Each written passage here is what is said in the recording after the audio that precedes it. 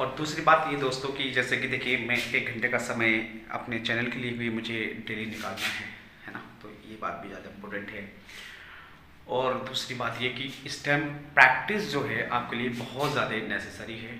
और क्या क्या टॉपिक इंपॉर्टेंट होते हैं वो मैं उसमें अपने चैनल पे बताता हूँ, है ना। तो प्रैक्टिस सेट मैंने बहुत समय पहले स्टार्ट करे थे, लेकिन अभी मैं प्रैक्टिस नहीं करा पा रहा हूँ। तो जो आप टाइटल मेरे चैनल पे देखना चाहते हैं तो टाइटल जाके मेरे चैनल पे एक बार देखना। मैंने उस टाइटल बना रखा कि 70% मेरे नोट से आएगा। हालांकि ऐसा नहीं होता है, लेकिन फिर भी मैं जो प्रैक्टिस कराता हूँ, मैंने वहाँ पर जो प्रैक्टिस कराई है वो मेरे खुद के नोट्स हैं। मैंने उसको एडिट करके ही पढ़ा रहा हूँ। कभी कभी समय नहीं होता है तो मैं उसका PDF बना के भी पढ़ा देता हूँ। एक प्रैक्टिस सेट में लगभग 30-35 मिनट की वीडियो में 100-150 क्वेश्चन के आसपास अपने रिवीजन हो जाते हैं। और ये रिवीजन ही गुड मॉर्निंग मेरे प्यारे साथियों, आप सभी का स्वागत है हमारे YouTube channel Sunil school academy में। और दूसरी बात यह है कि खुशखबरी आ गई है एग्ज़ाम्स डेट को लेकर। जैसे कि आज के न्यूज़पेपर्स में आपने देखा है कि 3 दिसंबर के न्यूज़पेपर्स में एक न्यूज़ है जो वायरल हो रही है। और इस चीज़ को लेकर सब बहुत ज़्यादा सरप्राइज़ भी हैं और कहीं ना कहीं कन्फ्यूजन में भी है ना।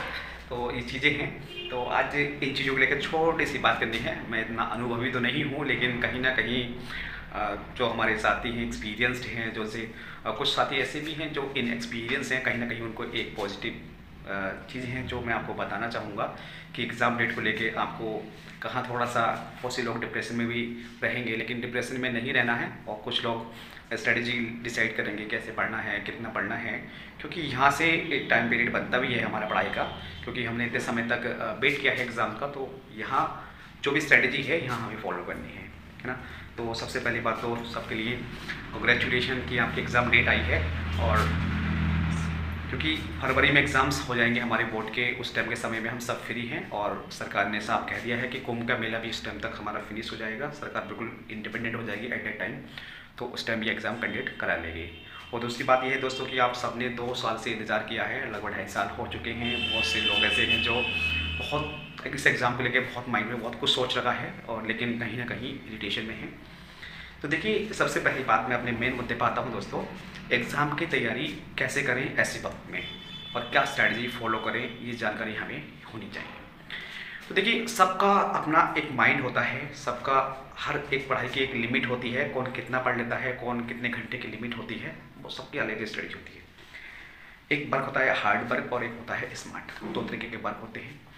बहुत सारे साथी अलग अलग तरीके से फॉलो करते हैं इनको। तो स्मार्ट वर्क में और हार्ड वर्क में क्या डिफरेंस होता है आप अच्छी तरीके से जानते हैं। और लेकिन मैं आपको ये बताना चाहूँगा कि एक स्ट्रेटजी है जो मैं फॉलो करता हूँ, शायद आपको बेहतर लगे या आपका अपना एक तरीका भी हो सकता है, लेकिन मैं अपना अनुभव बताऊँगा जो मैं किसी किसी पढ़ता हूँ। और वो डिपेंड करता है एग्ज़ाम में कि हम कितना अच्छा स्कोर कर पाएँ, कि हम जो पढ़ रहे हैं वो हमें मिलेगा एग्ज़ाम में या नहीं मिलेगा। बहुत सारी बातें होती हैं ना, तो इन बातों को लेके हम बात करेंगे। तो सबसे पहली बात देखिए, आपको ज़्यादा कंफ्यूज नहीं होना है एग्ज़ाम्स को लेके, क्योंकि 9 से 10 फरवरी की जो डेट आई है वो आई है हमारी असिस्टेंट प्रोफेसर की। और जी 9 से 10 फरवरी, और 4 से 5 अप्रैल का जो समय होता है वो डेट जो आई है हमारी यूपी टीचर की PGT की आई है। तो कन्फ्यूजन वाली भी कोई बात नहीं है। बहुत लंबा समय हमें दिया जा रहा है अच्छा अपनी प्रिपरेशन को थोड़ा सा स्ट्रॉन्ग करने के लिए, क्योंकि आपने देखा होगा काफ़ी समय से बहुत सारे हमारे साथी हैं जो कहीं ना कहीं बहुत ज़्यादा इरिटेट हो गए हैं, समझ भी नहीं आता है क्या कर रहे हैं, है ना। हम भी हैं, बहुत सारे हमारे साथी भी हैं, कोई बात नहीं, सब अनुभव है। देखिए, सबने बहुत कुछ पढ़ रखा है। अगर पढ़ना है कुछ अच्छा तो ऐसा पढ़ना है कि एग्जामिनर अगर पेपर बनाता है इतना पढ़ना है और इस तरीके से पढ़ना है दोस्तों कि एग्जामिनर पेपर बनाएगा तो कहाँ से क्वेश्चन रखेगा, कहाँ से नहीं, वो हमें ये सोचना है कि क्वेश्चन जहाँ से भी रखेगा वो क्वेश्चन बचना नहीं चाहिए। हमें हर एक टॉपिक को इतना डिटेल में पढ़ लेना चाहिए कि क्वेश्चन कहीं से भी बचने, हमें ये सोच के अपनी तैयारी करनी चाहिए। और दूसरी बात देखिए ये है कि स्मार्ट वर्क और हार्ड वर्क में जो मैंने आपको डिफरेंस बताया है उसका रेफरेंस यही है कि आपको ज़्यादा नहीं पढ़ना है, एक लिमिट बना लेनी है कि मुझे दिन में, जैसे कि आज MCQs की फॉर्म में आप पढ़ रहे हैं या डिटेल वर्क पढ़ रहे हैं या वर्क पे काम कर रहे हैं, तो अपने एक थोड़ा सा एक टाइम पीरियड बना लीजिए कि मुझे इतने समय तक जो वर्क राइटर्स हैं उनके वर्क्स पढ़ने हैं, इतने समय तक मुझे वोकैबुलरी पे फोकस करना है या ग्रामर पे करना है, और इतने समय तक मुझे प्रीवियस ईयर के पेपर्स लगाने हैं।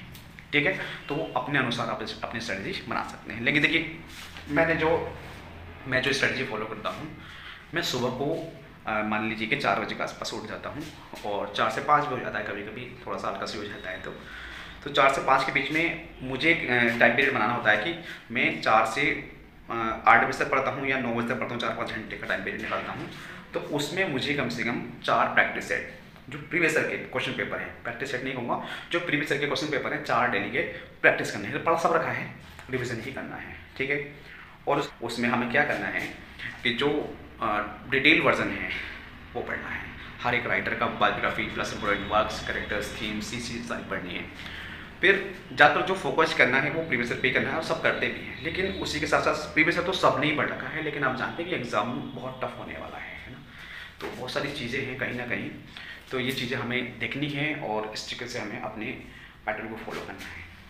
मैं देखिए लगभग ऐसे मान के चलिए 4 घंटे तो मैं प्रीवियस ईयर के क्वेश्चन पेपर सॉल्व करूँगा, और आपसे थोड़ा स्ट्रेटजी मेरी अलग हो सकती है क्योंकि एग्ज़ाम डेट आई है। और जी वोकैबुलरी को कुछ अलग ही टाइम देना है। वोकैबुलरी में आप जानते हैं सारी चीज़ें आ जाती हैं, ठीक है। एंटोनियम, सिनोनियम्स, वन वर्ड या फ्रेजल वर्ब या कह सकते हैं हम इडियम फ्रेजेस। और दूसरी बात ये दोस्तों कि जैसे कि देखिए मैं 1 घंटे का समय अपने चैनल के लिए भी मुझे डेली निकालना है ना, तो ये बात भी ज़्यादा इम्पोर्टेंट है।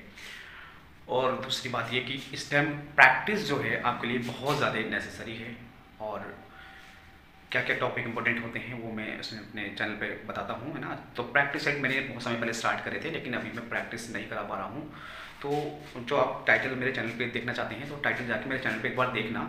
मैंने उस टाइटल बना रखा कि 70% मेरे नोट से आएगा, हालांकि ऐसा नहीं होता है, लेकिन फिर भी मैं जो प्रैक्टिस कराता हूँ, मैंने वहाँ पर जो प्रैक्टिस कराई है वो मेरे खुद के नोट्स हैं। मैंने उसको एडिट करके ही पढ़ा रहा हूँ। कभी कभी समय नहीं होता है तो मैं उसका PDF बना के भी पढ़ा देता हूँ। एक प्रैक्टिस सेट में लगभग 30-35 मिनट की वीडियो में 100-150 क्वेश्चन के आसपास अपने रिवीजन हो जाते हैं, और ये रिवीजन ही आपको स्ट्रॉन्ग बनाएगा अपने एग्जाम में अच्छा स्कोर करने के लिए। तो ये चीज़ें हैं, तो आप एक बार ये चीज़ सीरीज जाके देखें कि कितना डिटेल में मैंने पढ़ाया है, कैसे मेरे नोट्स हैं, है ना।